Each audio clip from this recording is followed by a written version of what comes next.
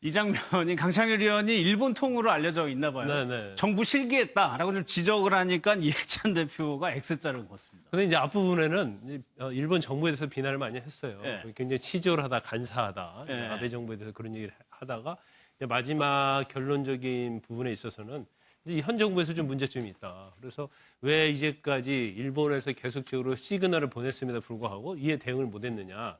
그다음에 대응하고 나서도 뭔가 뚜렷한 대책을 내놓지 못하고 있다. 이런 취지로 이제 발언을 했어요. 그러니까 이제 거기에 대해서 이해찬 대표가 이제 제일 의총할 때 제일 앞에 앉아 있거든요. 그래서 저도 봤었는데 가위표를 이렇게 한 거죠. 그만하라는 의미였겠죠. 그렇죠. 처음에서 네. 이렇게 했다가 올려가지고 계속 하니까 가위표를 했음에도 불구하고 이제 강창일 의원이 계속적으로 얘기를 하다가 중간에 뭐 사회자가 끊으려고 하고 또 그다음에 의총 의자에 앉았던 의원들이 이제 그만하라고 하니까 아마 이 얘기는 뭐 그만은 했는데 이제 저 부분은 제가 볼 때는 한 두 가지 정도로 볼 수 있어요. 이제 첫 번째는 강창일 의원이 한 얘기는 상당히 저는 타당성이 있다고 봐요. 네. 또 언론에 많은 전문가 패널들이 나와서 강창일 의원이 지적한 거 똑같은 얘기를 했거든요.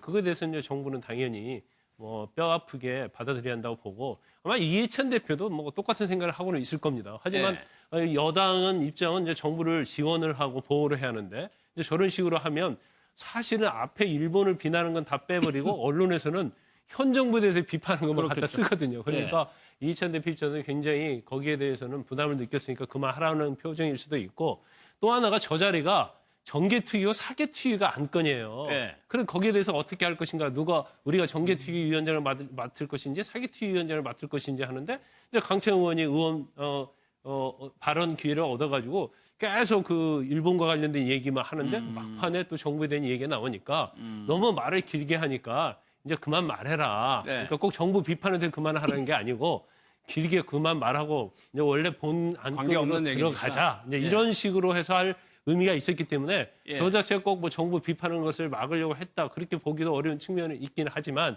근데 그래도 사실은 이제 바른 소리를 했기 때문에 여당 입장이든 정부 입장에서는 좀 들어주고 거기를 그 뼈아픈 교훈을 삼는 것이 사실은 마땅하다 이렇게 봅니다. 상당히 좀 굳은 표정으로 X자를 그은 것도 같은데 민주당이랑 강창일 의원이 오늘 해명을 했습니다. 그 내용도 한번 좀 들어보겠습니다. 아니 요렇게 손가락 두 듣겠습니다. 개로 예, 이렇게 예. 귀엽게 하셨는데 아마 그 강창일 의원님의 발언 제가 봐서는 이렇게 미리 준비돼서 하기보다는 약간 좀 이렇게 같은 말이 반복되는 그런 느낌을 받았었습니다. 네네. 아마 그런 부분에 충분히 하셨으니 이제 좀 비공개로 넘어가자 이런 취지가 아니셨는가 생각이 들고요. 그 이상한 보도들이 나왔던데 네. 그거 못 봤어요. 저는 언론에서는 것이 이상하게 정부 비판했다. 저 정부 비판하지 않았어요. 네네. 도 조금 해명을 하고 이게 발언을 제지했다, 정부에 대한 비판을 제지했다 이런 맥락은 아니었.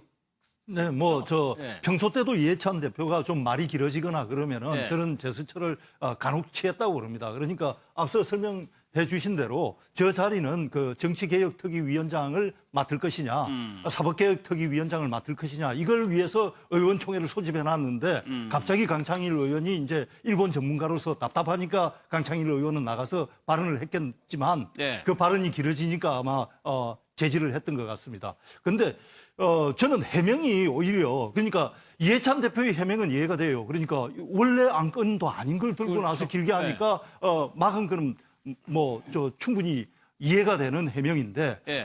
강창일 의원이 우리 간에는 아무런 그 어떤 이견도 없다는 식으로 해명을 하는 그 선전은 좀 의아합니다. 왜냐하면 정부 내에서 그리고 여당 내에서도 다양한 목소리가 있어야 정상인 거거든요. 예. 그리고 정부의 대의 정책에 대한 어떤 비판도 여당 내에서도 나와야 되는 것이고 그것이 자연스러운 것인데 그게 보도되니까 우린 이견이 있는 게 아니다는 식으로 해명을 하는 것도 조금 좀 저는 의아하게 느껴집니다. 그렇죠. 지적할 거는 지적을 해야 되겠죠.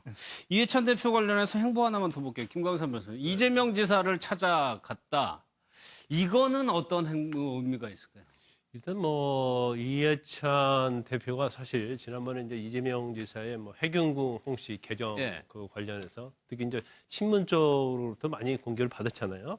그리고 친형 강제 입원이랄지 조폭 연루선 또 선거법 위반 이런 걸로 관련해서 사실은 재판을 받을 때도 탈당해야 한다는 의견이 상당히 많았거든요. 그럼에도 불구하고 이재명 지사에 대해서 굉장히 보호를 했고 단지 이재명 지사가 탈당 대신에 당직을 내려놓겠다고 하니까 그걸 순수히 받아들였어요.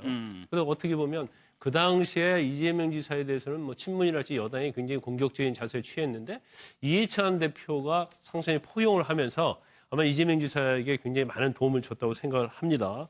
그런데 이재명 지사가 무죄를 받았잖아요. 1심에서. 그러면서 이제 당하고 외연 접촉을 높이고 있는데 일단 다음 선거가 있잖아요. 예. 그러면 사실 경기도라는 지역이 엄청난 많은 의원을 뽑는 지역구를 갖고 그렇죠. 있고 예. 그러면 이해찬 대표 입장에서는 도움을 받아야 할 입장이고 또 이재명 지사 입장에서는 이제 다음 대권 뭐 당연히 후보로 될 거 아니에요. 당 경선에서. 그러면 사실 대표로부터 많은 도움을 받아야 하는 입장이기 때문에 아마 서로 윤인적인 면이 좀 많이 작용을 했다고 보고 또 서로 굉장히 감정이 좋은 것 같아요. 그래서 네. 어차피 무죄 받았으니까 이해찬 대표께서 이재명 지사에 좀 힘을 실어주는 예. 그런 모양새를 취한 것이 아닌가 싶습니다. 알겠습니다.